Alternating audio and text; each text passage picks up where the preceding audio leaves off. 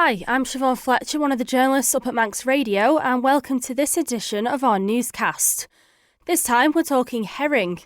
An updated Isle of Man herring quota that follows 2 years of consecutive post-Brexit discussions has been described as a real thing to celebrate by the DEFA Minister. Under the new rules, fishermen will initially be allowed to land up to 100 tonnes of herring from July to the end of the year.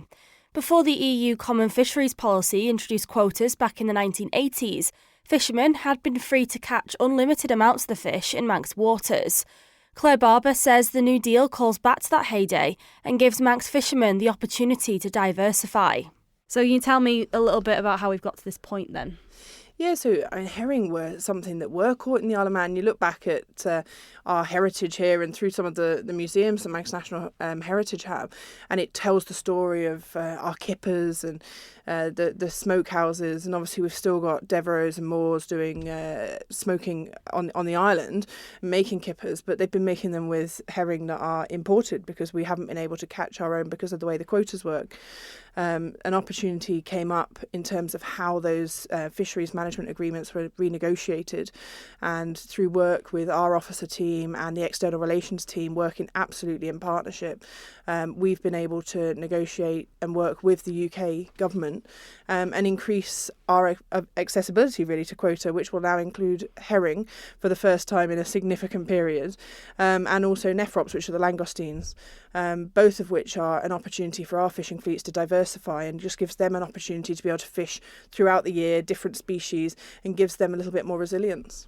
So that's what I was going to ask you actually. Do you think we'll see a slight change in fishermen's sort of focus and what they're actually doing, because maybe this is something they might diversify into and actually change what they're actually fishing for? Yeah, so at the minute the fishing fleets are going out. They're able to get king scallops, queen scallops, lobster, crab, whelks, but this is a new opportunity, and everything has its own season when you're able to go out and catch it, and there'll be a limited period they can fish for each item, but that also helps with the sustainability, because we want to make sure that these stocks are there for years to come, so this becomes a really brilliant opportunity for the Isle of Man, not just this year, next year and in 10 years, but in 100 years we've still got the thriving stocks out there, and we can make sure we're supporting ourselves for food security, but also there's an opportunity for an export market. So we'll see fishing boats who are going out for maybe 1-2 things this or at the moment, who can diversify into other areas, and that's an area we're looking to support through working with the Manx Fish Producers Organisation in terms of supporting them to get the appropriate nets and the appropriate equipment that they need to put onto their vessels. And so then will they be working under quite strict quotas then? Because it was funny, we had a story last week about seagulls. I don't know if you heard this, and how we spoke to the Manx Wildlife Trust, and actually seagulls that we see around the Isle of Man are actually herring gulls, and their stocks have gone down, and so they sort of steal our sandwiches when we're walking along the street. So are we going to keep those quotas tight so we're protecting the wildlife as well? Absolutely. So the way quotas are managed is absolutely about that sustainability, and that's very much how my officer team work, and that's how the UK quota system works. Both ensuring there's equal access and fair access to the quota, but that the quota is set at a managed level. And we've seen that through our scallop management boards. There's a real focus on making sure that these fisheries are sustainable for the future, because it's no good having a bumper year and then there being nothing there for the next 20 years because we've absolutely decimated stocks. It's absolutely about making sure that keyword sustainability is at the front and centre. So basically, the long and short of it is we're going to see some fish boats going out of Peel coming back with a load of herring in the very near future. Yeah, so I mean, it's interesting. Back in the day, you had the admiral of the fishing fleet, the herring fishing fleet, who would see in the first boat with herring on. I'm not quite sure how we're going to celebrate, but I certainly think it's a real thing to celebrate in a fishing town like Peel, where we've got fishing boats going out, but actually going out catching the herring and being able to hopefully process those locally. Some may be used for bait substitution. We may see some used for kippers. It will really depend on how that market comes about. And then with the langoustines as well, that's another opportunity.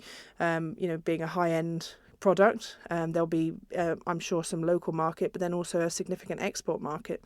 But all of that ties in nicely with our food security piece, because even where we have exports, in times of crisis, we know that we could use those resources should we need to. There used to be a phrase on the Isle of Man that I've heard before, and actually I know that Davison's ended up making quite a lot of herring chocolates. They certainly did for my sister's wedding, because there was a phrase, no herring, no wedding, because if the herring boats didn't come in, there just wasn't enough money to pay for weddings.